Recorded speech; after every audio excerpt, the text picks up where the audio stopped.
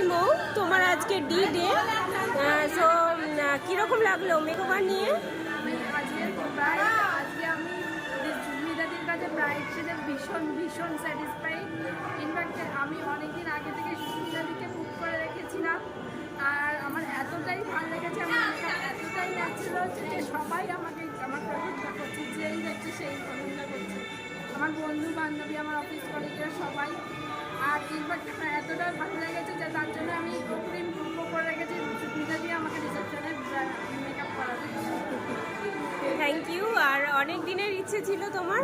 অনেক অনেক দিনে, মানে এতদিন আগে আমি বোনের 2020 সালে আমার বোনের রিসেপশনে দিদিকে দেখেছিলাম মেকআপ। আজকে 2024 সালে 26শে ফেব্রুয়ারি, আজকে দিদি 4 বছর পরে আমাকে যে সময় দিতে পেরেছে, এর জন্য আমি সত্যি ভীষণ ভীষণ স্যাটিসফাইড। Thank you.